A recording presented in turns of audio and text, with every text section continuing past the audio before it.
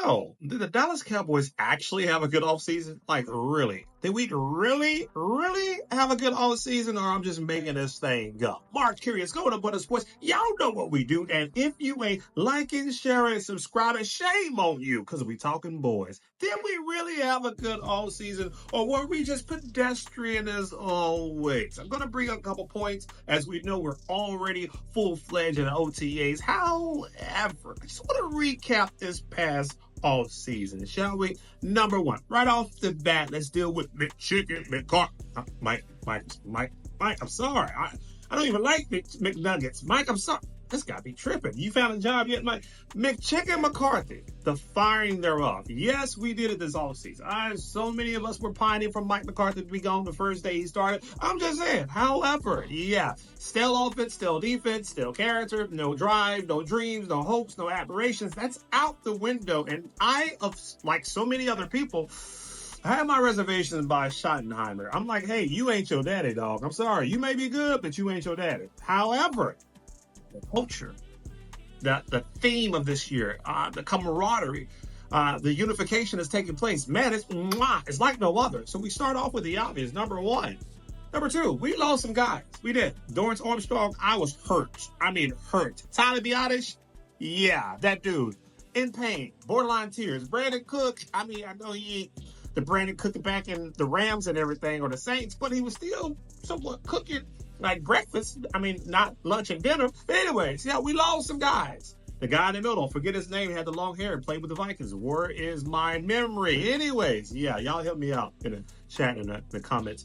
So, however, we picked up some off-season acquisitions. As you see me looking to my left, you're right, I'm just saying. So we could deal with the obvious number one, but let's go back just a couple steps. Kenneth Murray, former first rounder from the Tennessee Titans. He is nobody's scrub. The man reminds me a lot of Rolando McClain, but a little bit quicker, a little bit more agile. Again, former first rounder. He's a thumper and he's athletic, very agile. So much better than that middle linebacker whose name I cannot remember for last year, but he had long hair. Anyways, yeah. We also picked up Elam. Yeah, boy, Elam Kaiir. Kair. I'm sorry, brother. He probably could beat me up too. Cool. I want no problems. No problems. Yeah, he was a stud with Buffalo. Like, for real. And truth be told, both of these guys are going to start this year. We got them this past free agency, this past offseason. Yet, both of these guys are going to start. You can't tell me right off the muscle that we hadn't had a good offseason. As we keep it moving and grooving, we picked up Joe Milton, a developmental quarterback who has a rocket of an arm. Like, a legit rocket. And I understand Trey Lance, high yellow forever. Trey Lance, killing the boys, good hair type stuff. But that ain't going to translate to NFL starts, NFL prolonged career. You may have like a Steve Berline backup for the rest of your life type of career. But Joe Milton, if he can develop into something, Joe Milton the third to be exact, this dude may challenge Rain Dakota Prescott. I'm sorry. I had to say it. Somebody had to say it, though. People are probably already talking. A lot of people talking. A lot of people saying it. He may very well one day challenge Rain Dakota Prescott and save us some money. But anyways, not talking that. Then we messed around and pulled an un-Dallas Cowboy-like thing, right? Who in the world would have thought that we would do this? The Dallas Cowboys of all teams? 40 years almost of pedestrian menudo. I don't even know what menudo is, but it sounds like it's disgusting. But anyways, long time crying in the shower. Your kids more than likely couldn't remember the last time we went to the NFC Championship, so we went and got George Pickens. Yes, we did. Another number one. Yes, we did. Yeah. Another number one. Not number two.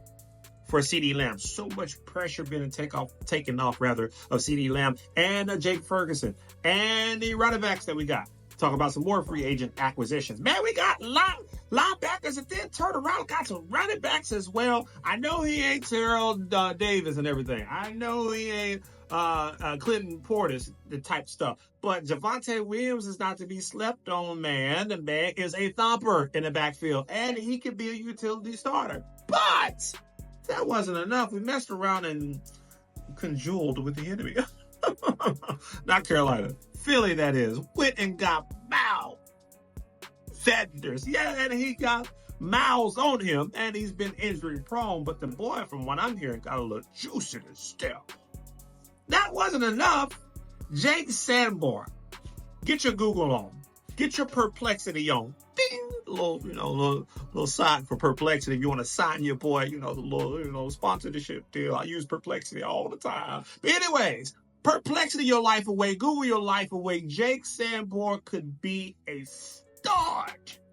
He may very well be the biggest acquisition this offseason. I ain't playing. I ain't lying. He ain't lying, y'all. I ain't lying. I ain't.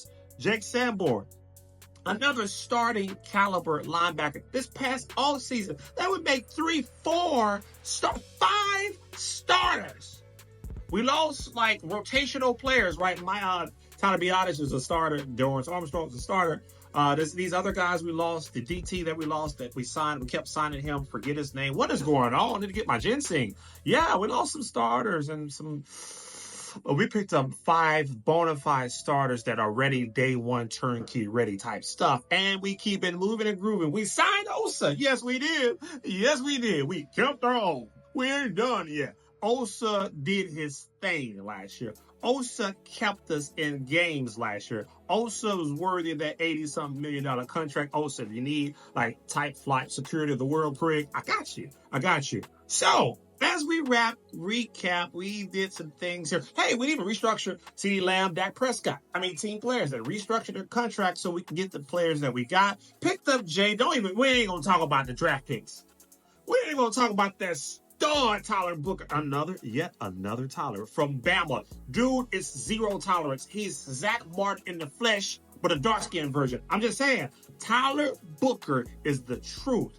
Messed around and got Donovan, I'm looking because I can't say his last name. I'm sorry, y'all. You're not tuning in because I'm butchering names of saying them correctly. You're tuning in because the goods are the goods. Donovan, the E word.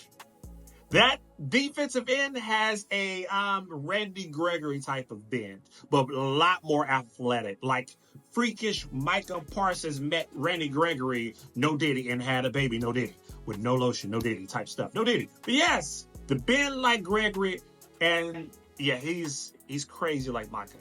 He has Micah type of potential. And by the way, Mike, if y'all don't pay that boy. Quit playing now. Quit playing. Pay that man. It would be the best offseason ever, potentially, if you pay Micah Parsons. Last but not least, a couple draft picks. Jaden Blue. Tony Pollard was the truth, right? Kevontae Turpin, potential number 3 receiver. If you ask me, top 3 triplets receivers in the league. I'm just saying, that's a whole other video in and of itself. But Jaden Blue, maybe the fastest man in the league.